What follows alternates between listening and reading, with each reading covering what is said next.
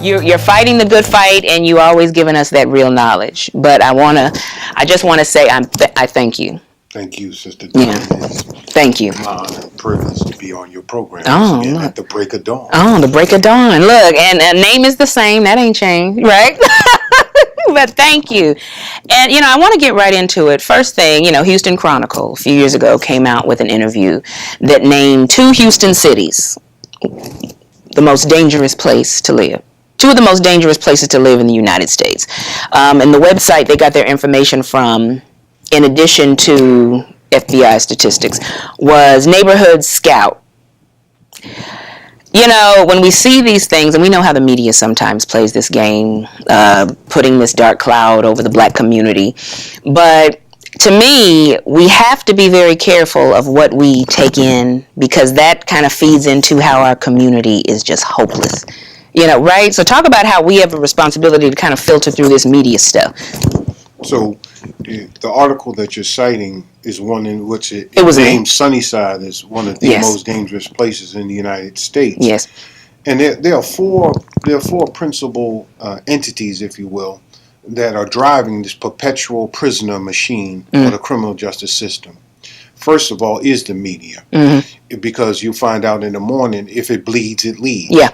So what is on the people's mind, even though recently, since the 90s, the crime rate has either flatlined or it has decreased per capita. So what we have is a situation where the media itself is now putting into people's minds that it's dangerous, and it's not that crime doesn't take place and violent crime doesn't take place. But then the next entity would be the political pollsters who come and they poll the people. What are your top concerns? Crime is always up there.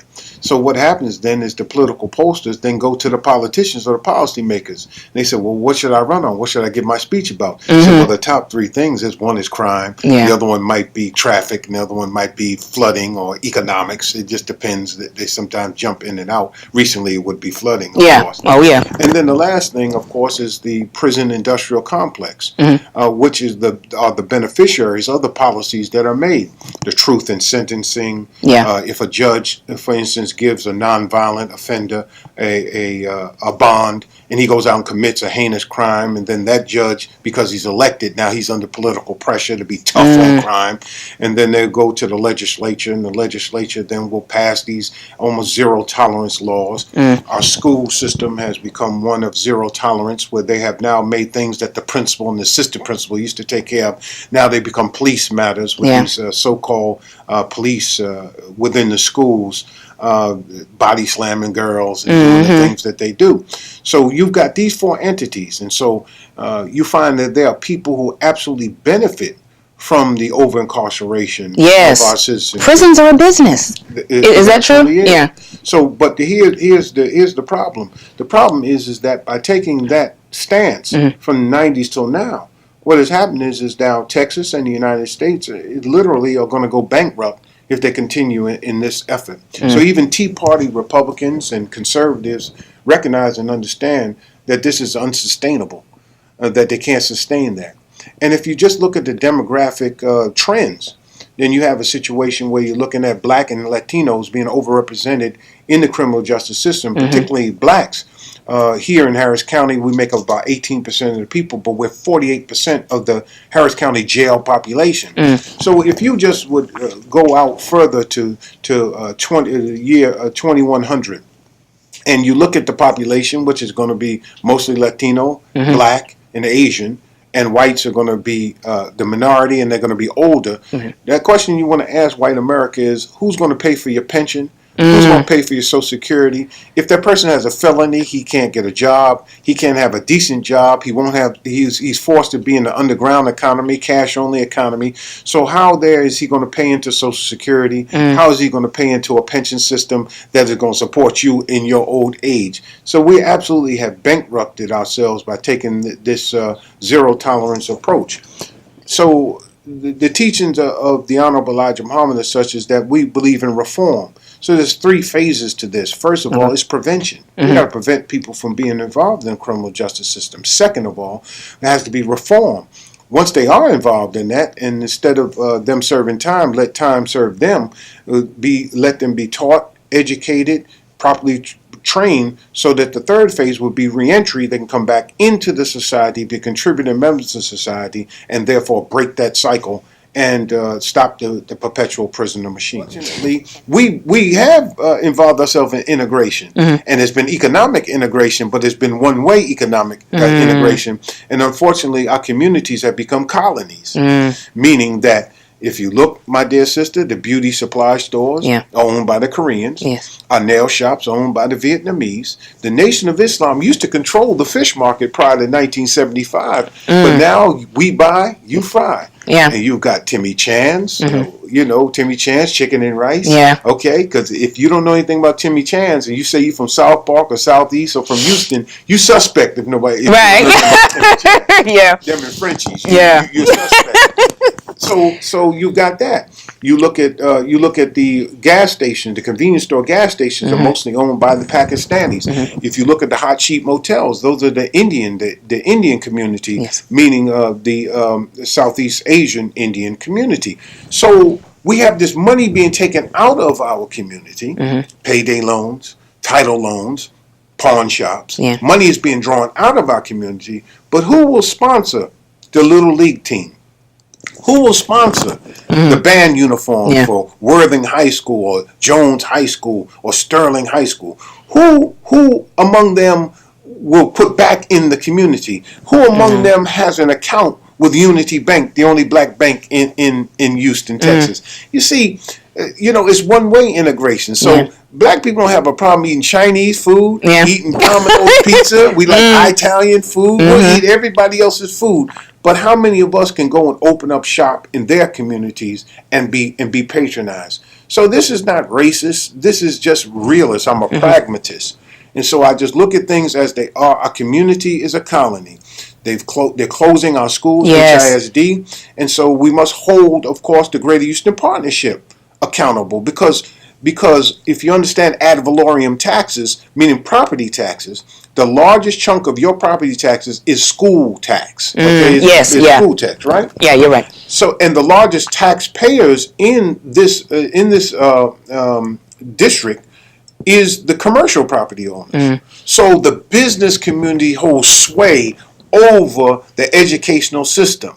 They approved that last superintendent we had. I don't even like to mention his name because it's almost like I have to go wash my mouth when I say his name. You're not the only one. And he got millions of dollars in bonuses and closed our schools and literally destroyed schools in our neighborhoods. Now, as an urban planner and holding a doctorate in urban planning, I understand that the basic core of what a neighborhood structure is an elementary school. And it's a half mile by half mile square. And at the center of it, quarter of a mile, is an elementary school. And that's taken from Mesopotamian or an ancient world model, aboriginal model of the temple, the mosque, the synagogue being in the center of the neighborhood and all other things being on its periphery. So that's where that comes from. So that being said, when you destroy elementary school, middle school, high school, what have you done to the neighborhood? You've destroyed it. So we go back to circling back to that crime. The crime, schools, no economic development. Okay? Okay, now, what happens to property values?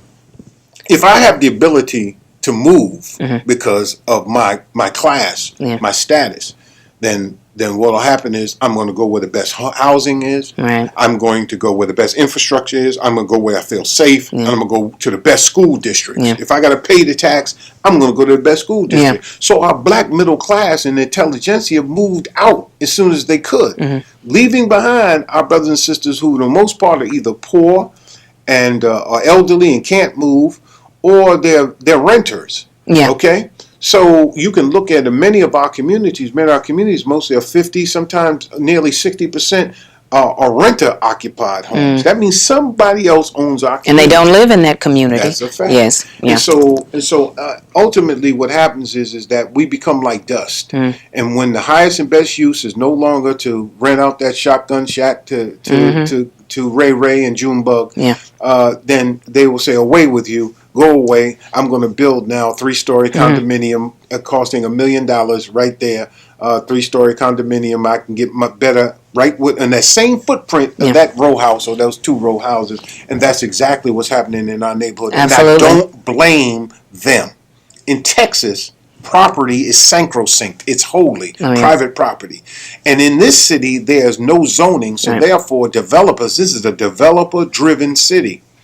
That being said, what you have is a situation where we had an opportunity through 2 oil busts in the 80s and even one recently to have pooled our resources and bought up our own community.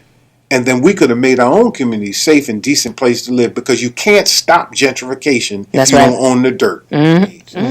We were the largest landowners from 1865 to 1875. Black people were literally the largest landowners until Jim Crow came in effect, and they tried to push us back on the plantation using sharecropping. They used every kind of legal and illegal means to put us back into slavery or second-class citizenship. That being said, sister, we've been traumatized. We suffer from post-traumatic slave syndrome, and we still continue to suffer from that. We are so critical of one another, but we give them a pass in all that they do. We forgive, we turn the other cheek, we do all of that. But look how when they are assaulted, when something happened to them in the Spanish-American War during last century, they said, remember the Maine, because this battleship was blown up in Havana Harbor. And the battle cry was, they went to war with Spain in Cuba, said, remember the Maine. When they bombed Pearl Harbor, they said, we'll never forget Pearl Harbor. Okay? Remember that. Remember Pearl Harbor, December 7th, 1941, a date which will live in infamy. Right? The Jews say about the Holocaust, never again. Never forget, Never again, never again. And 9/11, you can't forget. And of course, we're here in the big state of Texas, and you got to remember the Alamo. When it comes to slavery, y'all need to get over that. We don't want to talk about it. We don't want to see any slave movies. We don't want to see any of that. You got to get over that. We want to talk about the happy times, how we've come up. Are you serious? Yeah.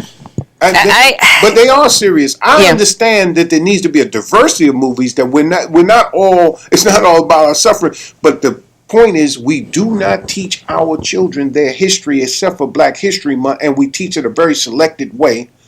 And this has to end. We have to teach the full range of our history so that our children will know. If Barack Obama and Michelle Obama have done nothing else at all, what they've done is they've taken the watermelon ceiling off the top of our children's heads. They've seen a man actually in the most powerful position in the world. And so, therefore, the sky is the limit. They no longer have to be a ball player. They no longer have to be an entertainer. They no longer have to be a bojangler, somebody that's dancing and singing and acting. They can be anything that they imagine themselves to be. In fact, they can rule a country or rule the world. So now there's little children running around here. And you remember the story of the little girl who, when she found out Barack Obama couldn't run again, she broke out crying. I remember that. Eventually, he sent for her and met with her. Well, why did she cry? Because she saw something that is now ingrained in our children. The genie is out of the lamp. They can't put it back in. And I want to say to white America and anybody that's watching this program, Donald Trump can't save you. The world is dark, and dark people have awakened, and they're rising, and they're going to come up. And either we're going to accommodate one another and all get along as human beings, or there will be struggle. And in the end, I know their mindset. Their mindset is, if I can't rule it, I'll blow it all up. That's what you think. There is a God on the scene today. I haven't talked about that. But there is a God on the scene today, and He is the Almighty, and He will bring about justice for all of His people, regardless of class, creed, or color. But they don't know. We don't know our history. We don't. I'll give you an example. The recent funeral of Muhammad Ali. You would think that Muhammad Ali got his name on his own. He picked a name for himself out of a hat or something. Decided he was going to name himself Muhammad Ali. That he decided he was going to stand up against the Vietnam War. And that's what made him famous. And he was a great boxer in the ring. That funeral that they had of Muhammad Ali was actually a marketing branding session. to try to brand you, to make you think he's this great humanitarian and all of that. But the history of Muhammad Ali is in this city. It's so ingrained in this city, and most people don't know that on April the 28th, 1967, with 50 years, next year, 50 years from now, or at that time, April 28th, 1967, at 701 San Jacinto, the old post office, at the Military Induction Center, that's where he refused to step forward for the draft. Why? Because he was a Muslim minister. Muslim minister under who? The most honorable Elijah Muhammad. Who gave him his name? He was Cash's ex. He got the name Muhammad Ali in March of 1964 after he won the championship. He was Cash's ex. A lot of people didn't know. Right. He actually had been studying Islam in and out of temple since 1960. He knew about that. The man that brought him into Islam was not Malcolm X. They need to stop that. Malcolm X recruited Muhammad Ali. He did not. Where do these things come from? They come from people who want to write out there. See, it's not about who they talk about. It's who they don't talk about that should always make you suspicious. Why don't they talk about Elijah Muhammad? What is it about that man that they don't want to even have you to? You don't have to. The mosque may not be for everybody, but doggone it, the truth is, it's what's going to set you free. So now, Muhammad Ali, then Cassius Clay, was in Miami. And he was a sparring partner for Ingemar Johansson, who had beat Floyd Patterson, who was then the heavyweight champion of the world. Ingemar Johansson was the heavyweight champion. This young, brash, young man who had just won the gold medal in light heavyweight Olympics came down as a sparring partner for Ingemar Johansson and was wearing his backside out. He was living in a hotel, and he's going back and forth, and he saw a brother out on the corner selling our newspaper. At that time, it was called the Muhammad Speaks. Today is the Final Call. But selling the newspaper. And he said, hey, brother. And he said to the brother, hey, brother. He started reciting to him a song called The White Man's Heaven is a Black Man's Hell, written by a man by the name of Louis X, a minister by the name of Louis X in the Nation of Islam. I'll get about who Louis X is in a moment. And it's called The White Man's Heaven is a Black Man's Hell.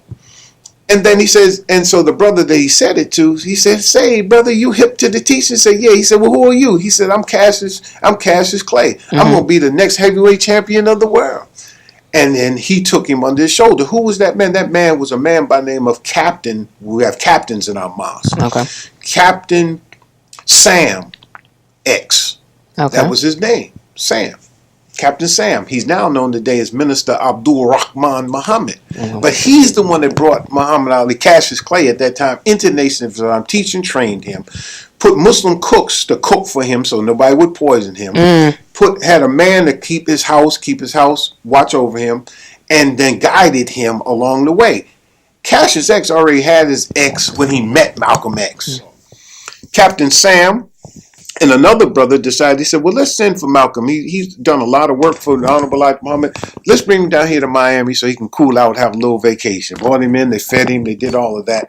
And Malcolm asked him, he said, well, look, if I go over there to where Cassius is training, will I hurt him? Yeah. And Captain Sam said, hell yeah, man. Everybody knows you. We're trying to keep this thing quiet. And so they left, and he went and picked up Cassius, and they went to the gym, and Malcolm was there taking pictures. Totally, he disregarded what he advised him to do. Yeah. The press caught on to that, and that's when that whole thing started, saying that Malcolm X is down in Miami recruiting Cassius Clay.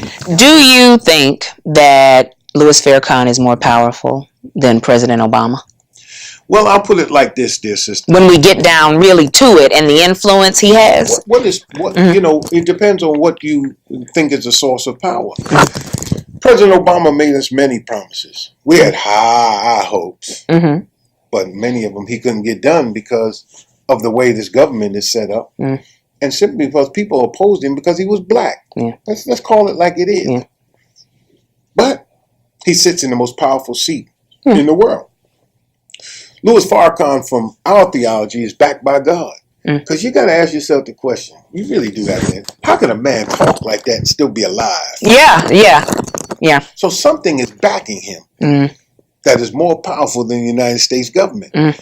We're the only group that's ever come back to regain its former glory. The Nation of Islam was totally destroyed after 1975 through the counterintelligence program of J. Edgar Hoover and the FBI and our own internal inconsistencies and hypocrisy.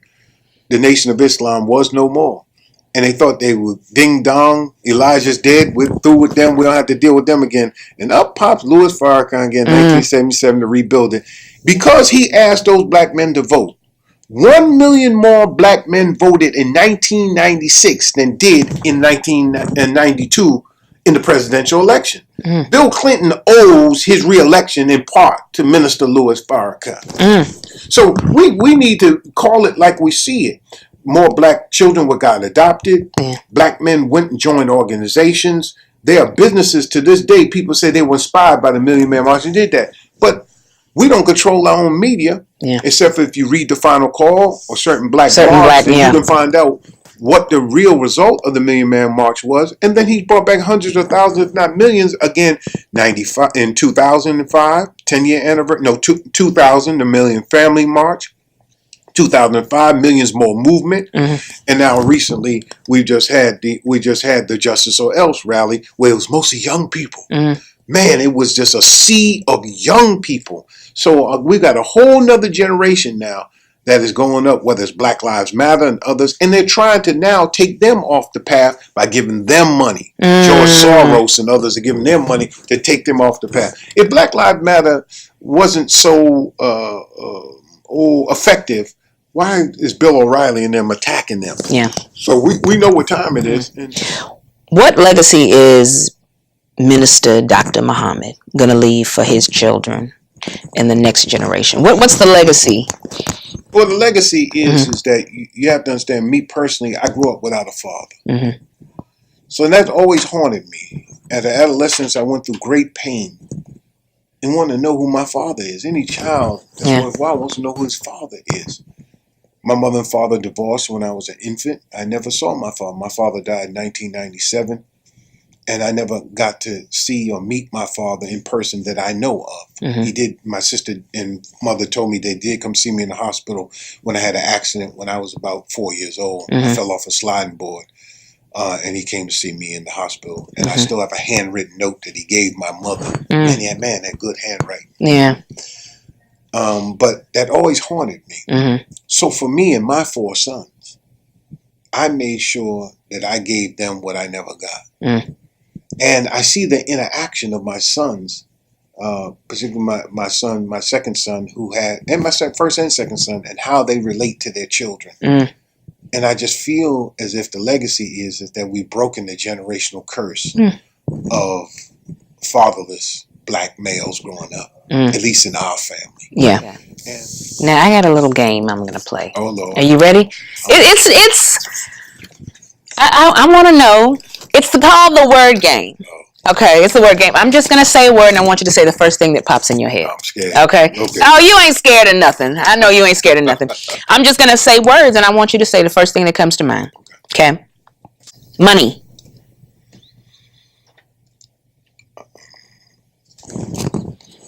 Economics. Houston. Great. Unity. Black people. Love. God. Racism. Sickness. Black.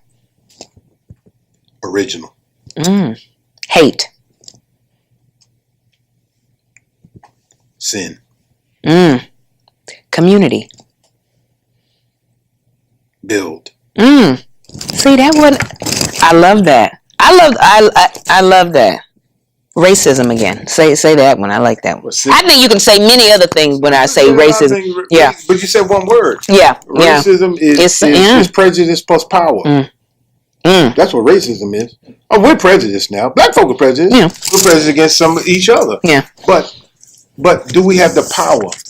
If I get mad at white people, that guy is a racist. That Louis Farrakhan, Rob Muhammad, he's an anti-Semite. He's a racist. He represents one. He might seem like a nice guy, but he represents one. But guess what? Everything I've said on this show doesn't amount to a hill of beans. If I get mad at a Jewish or a white person, I can't stop them from getting a bank loan. That's right. I can't stop them from building a business. I can't stop them from getting political office. I can't stop their advancement. But if white folk get mad at us, consider your application, Miss Paul. Doggone well you got turned down. You get a banker's hand. I'll give you a call. Like this. You get that dead fish, doggone well. When you walk it, you already know. You already know the deal. If they get angry with us, they have prejudice plus power. The criminal justice system is the default for their failure to educate, for their deindustrialization of America, for their refusal, for their complicity in breaking up our families. The prison system is the default system for that. Lock them up, throw away the key. So if we get proper education, we patrol our own communities, we make our own communities safe and decent places to live, we clean up our own ditches, we get the old raggedy cars out of our yards, we paint our homes, we look after Miss Jones and make sure that her roof ain't leaking. If we do those things and make our neighborhoods safe and decent places to live, the playgrounds where our children can play, and we take control of our educational system, then we go about the business of pooling the $1.5 trillion we get out of this economy and spend wisely.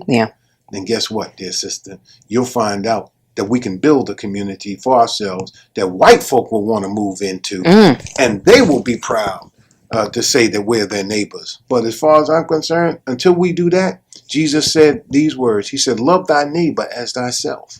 But if you don't love yourself, remember that neighborly love is predicated on self-love. Self-love, yeah. If you don't love yourself, you're not qualified to love your neighbor. So, lastly, in the 20th anniversary of the Million Man March, Justice or Else, Mr. Farrakhan, from that, the or else was, we called for a boycott during Christmas season.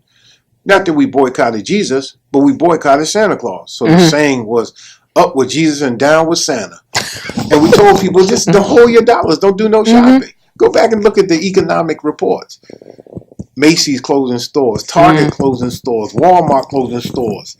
The sales dropping in electronics and whatnot. Black people really did listen. So when you talk about who got power and authority, I want to ask you, Farrakhan called for this. And now we've got to do not just a boycott, we've got to do a boycott. I'm asking your viewers to go out there and seek out black businesses and have patience with them. Go find those black restaurants. Go buy your stuff. Even if you have to pay a higher price, go on and pay that higher price and support your own. And then tell that black business owner, I'm doing this, so that you'll give some young person a job. If we would spend 10% more of our money with our own black businesses, we could create jobs and take our sons and daughters off the streets so that it wouldn't get caught up in the criminal justice system by putting some honest dollars in their pockets. And we could bring about a whole renewal and renaissance of our community.